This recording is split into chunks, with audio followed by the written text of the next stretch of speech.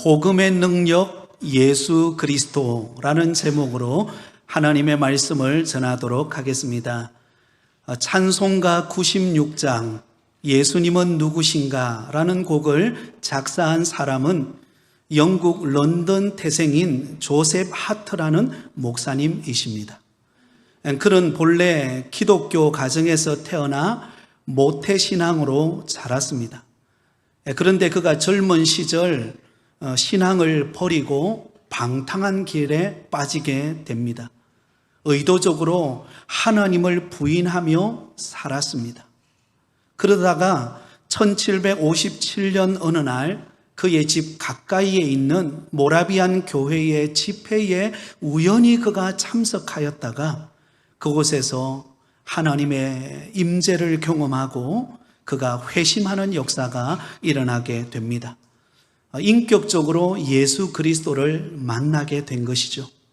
그러자 그는 자신의 과거의 그 생활의 삶을 되돌아보면서 그가 찬송시를 지었는데 그 찬양이 바로 예수님은 누구신가 라는 곡입니다.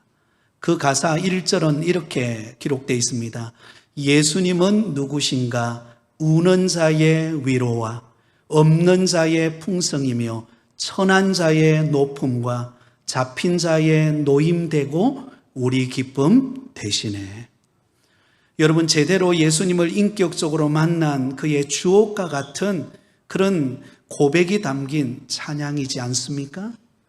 사랑하는 성도 여러분, 복음의 능력 되시는 예수 그리스도를 제대로 만나면 우리의 삶에 이처럼 기쁨과 찬송이 가득한 은혜가 임할 줄 믿습니다. 오늘 우리가 살펴보게 되어질 이 본문의 말씀은 지난 시간에 이어서 베드로 사도가 전한 복음 메시지가 기록되어 있습니다. 여러분, 베드로 사도가 담대하게 복음의 말씀을 전하게 되어진 그 배경이 무엇입니까? 베드로와 요한이 오후 3시에 성전에 기도하러 올라가다가 나면서부터 한 번도 걸어보지 못한 그 사람을 만나서 예수님의 이름으로 그를 고친 사건이 발생했습니다. 그러자 주변 사람들이 그 소식을 듣고는 놀라가지고는 솔로몬 행각에 모여든 것입니다. 상상치도 못했던 기적의 역사가 일어났다는 소문을 듣고 몰려든 것입니다. 그리고는 베드로와 요한을 주목하게 됩니다. 그때 베드로와 요한이 그들에게 했던 말을 무엇입니까? 왜 우리를 주목하느냐? 왜 이를 놀랍게 여기느냐? 우리에게 능력이 있어서 이런 일이 일어난 것이 아니라 바로 예수님께서 이 일을 행하셨다라는 사실을 그들에게 알려줍니다. 그리고는 베드로 사도는 이러한 놀라운 기적을 일으키시고 능력을 행하신 그 예수님을 너희들은 어떻게 대했느냐 질문합니다. 너희가 그를 십자가에 못 박아 버리지 않았느냐?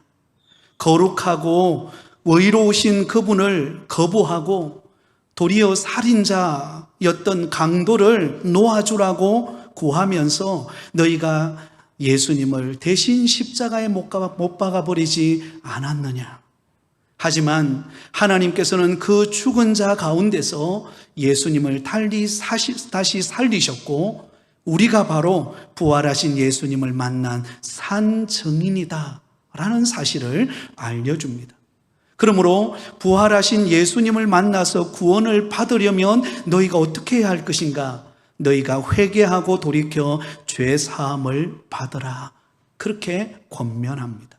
그 길만이 죄를 용서받고 구원받는 유일한 길은 바로 회개하고 예수님을 영접하는 길임을 알려준 것입니다. 자, 오늘 우리가 읽은 본문의 말씀은 바로 그 말씀에 이어서 조금 더 구체적으로 우리의 구원자가 되시는 그 예수님이 어떤 분으로 이 땅에 오셨는가를 자세하게 설명하고 있는 본문입니다. 크게 3가지로 정리해 볼 수가 있겠습니다. 첫 번째로는 하나님께서 예정하신 대로 보내신 분이 예수 그리스도이시다라는 것입니다. 한번 따라하겠습니다. 하나님께서 예정하신 대로 보내신 분이 예수 그리스도이십니다. 오늘 본문 20절은 이렇게 기록되어 있습니다. 같이 읽습니다. 또 주께서 너희를 위하여 예정하신 그리스도 곧 예수를 보내시리니. 여러분, 하나님께서는 죄악된 이 땅에 존재하는 우리 인간을 구원하시길 원하시는 하나님의 놀라운 구원의 계획을 세우셨습니다. 그리고는 우리를 구원할 메시아 예수 그리스도를 이 땅에 보내신 것입니다. 예수님이 이 땅에 오신 것은 우연히 온 것이 아닙니다. 하나님께서 예정하신 대로 보냄받은 분이 예수님이십니다.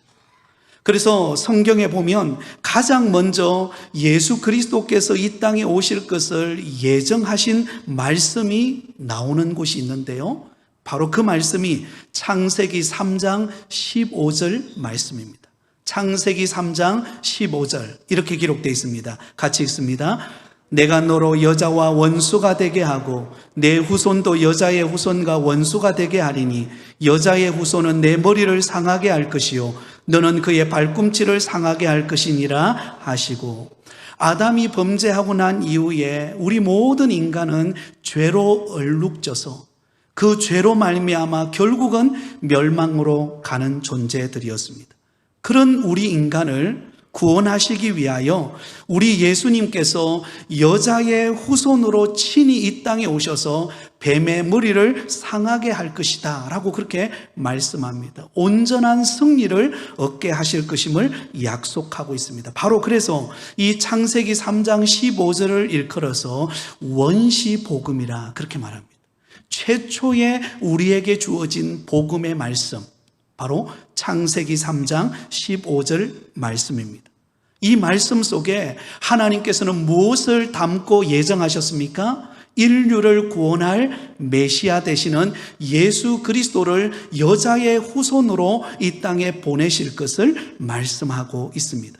그래서 예수님께서는 그 예정대로 여자의 후손인 동정녀 마리아를 몸을 통하여 이 땅에 구원자로 오신 줄 믿습니다. 그러면서 예수님은 하나님이 예정하신 대로 오실 것에 대하여서 말씀하셨는데요, 사도 바울은 조금 더 구체적으로 예수님이 이 땅에 어떻게 오시는가를 말씀하고 있습니다. 빌립보서 2장 6절에서 8절입니다. 같이 읽습니다. 그는 근본 하나님의 본체시나 하나님과 동등됨을 취할 것으로 여기지 아니하시고 오히려 자기를 비워 종의 형체를 가지사 사람들과 같이 되셨고 사람의 모양으로 나타나사 자기를 낮추시고 죽기까지 복종하셨으니 곧 십자가에 죽으심이라. 여러분, 우리 예수님은 본래 하나님과 동등됨이 분이신 하나님의 본체셨습니다. 하나님과 동등된 분이십니다. 성삼위 가운데 성자 예수님이십니다. 그런데 우리 인간을 구원하시기 위하여 여자의 후손으로 이 땅에 오시는데, 여러분 어떻게 오시는가? 바로 하늘의 영광의 보좌를 버리시고 낮고 낮은 이 땅에 종의 형체를 입어 이 땅에 오셨다라는 것입니다. 낮은 몸으로 이 땅에 오셨다는 것입니다. 여러분, 일반적으로 우리 사람들은요, 낮아지는 것 별로 좋아하는 사람 없습니다. 이왕이면 높은 자리에 올라가고 싶고 세상 사람들이 인정해 주는 곳, 그리고 무엇인가 화려한 곳에 있고 싶어 하는 것이 사람의 본성입니다. 그런데 그 영광스러운 하나님이신 예수님께서 저와 여러분을 구원하시기 위해서 하신 일이 무엇인가? 그 영광스러운 하늘의 보좌를 버리시고 낮고 낮은 이 땅에 오셔서, 가장 낮은 자리에 오셔서 우리의 친구가 되시고 우리를 고치시고 우리의 구원자가 되어 주신 분이 예수님이십니다. 그러면 여러분, 예수님이 우리를 구원하시기 위하여서 낮고 낮은 몸으로 이 땅에 오실 것을 이미 성경은 예언하고 있다는 것입니다. 사도 바울은 이 놀라운 구원의 역사를 위해 이미 창세전에 하나님께서 우리의 모든 것을 아시고 우리의 구원도 예정하셨다라고 말씀합니다. 에베소서 1장 4절과 5절입니다. 같이 읽습니다. 곧 창세전에 그리스도 안에서 우리를 택하사 우리로 사랑 안에서 그 앞에 거룩하고 흠이 없게 하시려고 그 기쁘신 뜻대로 우리를 예정하사 예수 그리스도로 말미암아 자기의 아들들이 되게 하셨으니 아멘. 사랑하는 성도 여러분, 하나님이 우리를 택하신 것은 지금 택한 게 아니에요. 이미 창세전에 하나님은 저와 여러분을 선택하시고 예정해 놓으신 분이신 줄 믿습니다. 우리가 먼저 하나님을 사랑한 것 아니에요. 우리가 먼저 예수님 믿고 싶어서 하나님께 나온 게 아니라 하나님이 먼저 우리를 사랑하시고 예정하시고 그리고 때가 되어서 저와 여러분이 예수님을 믿고 교회 나와서 오늘도 믿음 생활하고 있는 줄 믿습니다. 그것은 전적인 하나님의 예정 가운데 이루어진 사건입니다. 그러므로 저와 여러분이 구원받아서 오늘 믿음으로 살아가는 것은 하나님의 구속사역의 그 오묘하고도 놀라운 예정 가운데서 이루어진 사건임을 우리는 기억하며 감사하는 저와 여러분 되기를 바랍니다. 여러분, 예수님을 예정하여서 이 땅에 우리에게 보내주신 것처럼 저와 여러분이 구원받아 하나님의 택한 자녀 된 것도 하나님의 예정 가운데서 이루어진 놀라운 섭리요 또한 하나님의 은혜라는 것입니다. 저도 가만히 되돌아보니까는요, 제가 고등학교 2학년 때 예수님을 만났습니다. 어떻게 예수님을 만날 수 있었을까? 예수 믿지 않는 우리 가정에서 예수님을 최초로 믿고 이렇게 믿음 생활할 수 있었을까? 가만히 되돌아보면은요, 하나님이 예정하고 하나님이 때가 되어서 부르신 은혜의 증거라는 것을 깨달을 수가 있습니다. 사실 중학교까지는요, 굉장히 친구들과 어울려 다니면서 노는 걸 너무 좋아했습니다.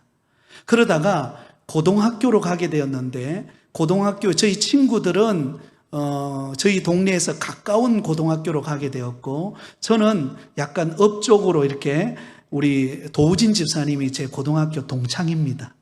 제 친구인데요. 업으로 가게 되어서 혼자 다니다 보니까 이게 외로운 거예요. 중학교 때까지는 외롭다고 느껴보지를 않았어요. 왜? 항상 주변에는 친구들이 있고 노는 즐거움이 있고 뭐 항상 이렇게 아침에 나가면 저녁 늦게 되어서야 저희 어머님이 부르면 집에 오는 그런 스타일이었는데, 고등학교 들어가면서 혼자 학교를 딴 곳으로 다니다 보니까 이게 외로워지기 시작하더라고요. 그래서 고민이 되었습니다. 내가 왜 사나? 난 어디로 가나? 내가 죽으면 어떻게 되지? 이 존재론적인 고민이 시작이 되었습니다. 그러다가 친구의 소개로 고등학교 2학년 때 예수님을 만나서 교회에 오게 되었는데요, 지나 보니까 하나님께서 이미 예정하시고 그리고는 때가 되어서 저를 외롭게 하셔서 그리고는 예수님을 믿고 믿음의 사람이 되게 하신 것을 깨닫게 된 것입니다. 사랑하는 성도 여러분, 여러분은 어떻게 예수님을 만나셨나요? 여러분의 뭔가 외적인 조건이 좋아서 예수님을 만났습니까? 가만히 되돌아보면 그런 것 아니잖아요. 전적인 하나님의 은혜요, 하나님이 예정하신 가운데 우리를 불러주셔서 예수 믿게 하신 하나님의 은혜의 응답인 줄 믿습니다. 그러므로 여러분, 나 같은 죄인을 하나님이 선택하기 위해서 이미 창세전에 예정하시고, 그리고 죄인된 우리 인간을 구원하시기 위하여 이미 아담이 범죄한 바로 그때부터 원시복음을 통하여 예수 그리스도를 이 땅에 보내실 것을 예정하셨던 우리 하나님의 놀랍고도 오묘한 섭리 가운데 이루어진 구원의 역사입니다.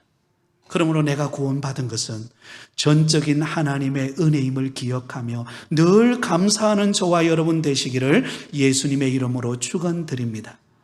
두 번째는요, 선지자들의 예언대로 오신 분이 예수 그리스도이십니다. 한번 따라하겠습니다. 선지자들의 예언대로 오신 분이 예수 그리스도이십니다. 여러분, 먼저는 하나님의 예정이 있었습니다. 그래서 예수 그리스도께서 이 땅에 오셨어요.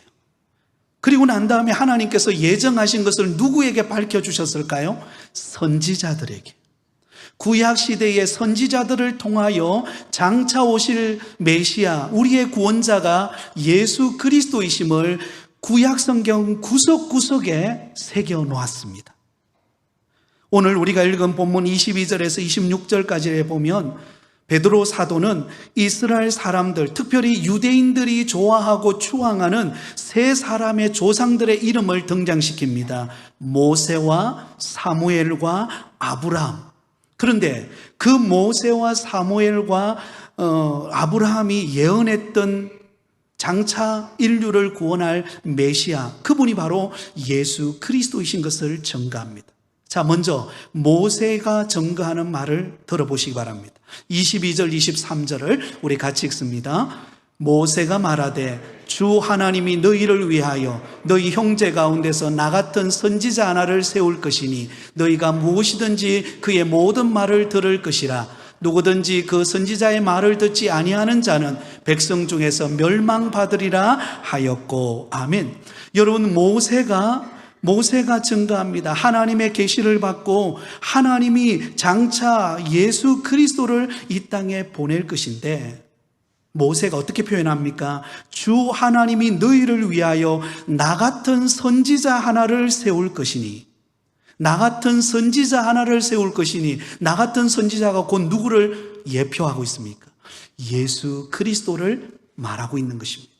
마치 모세를 통하여 애굽에 430년 동안 종되었던 이스라엘 백성들을, 그들을 구원하여 약속의 땅 가나안 땅으로 가게 하신 것처럼 장차 하나님께서 보내시는 선지자 예수 그리스도께서 이 땅에 오셔서 죄인된 우리 인간을 대신하여 친히 십자가에 못 박히시고 죄와 사망의 권세를 이기시고 부활하심으로 저와 여러분을 영원한 하나님의 나라 천국 백성 되게 하시는 그 놀라운 구원의 역사를 장차 예수 그리스도를 통하여 이루실 것을 모세의 입술을 통하여 그것을 증거해 주고 있습니다.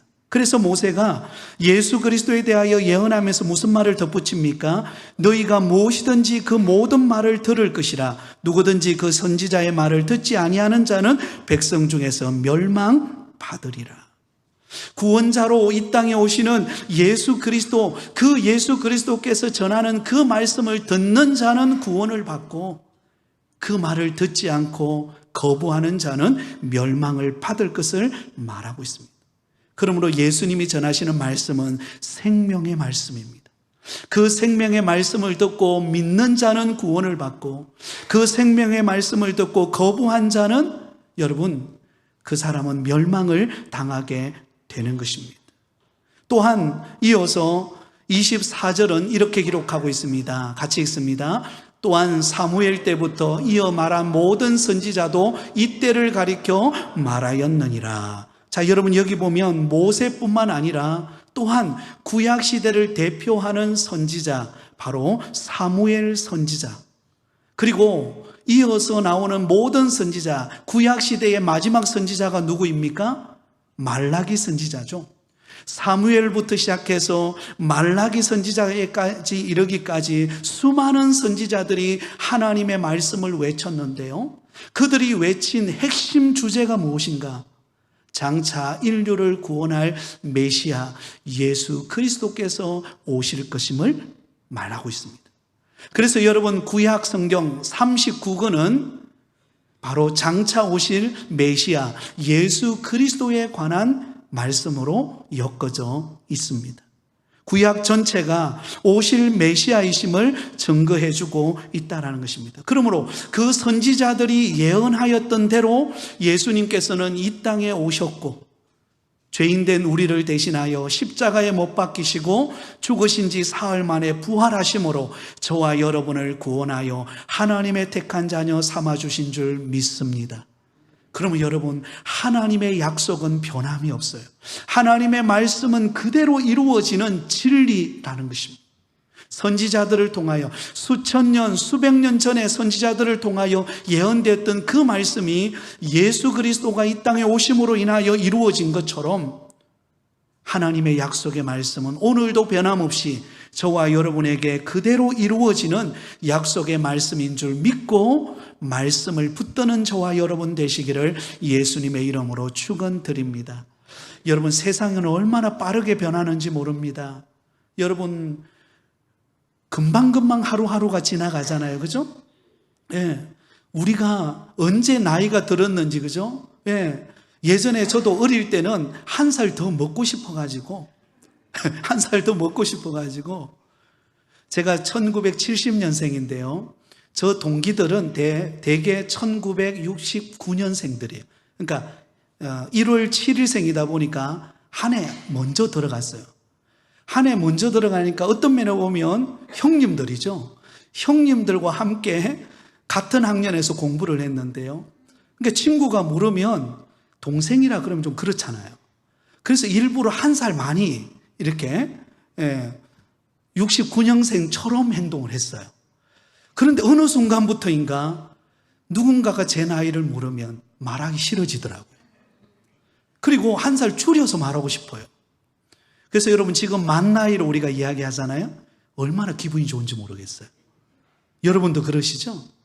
세월이라는 게 그런 것 같습니다.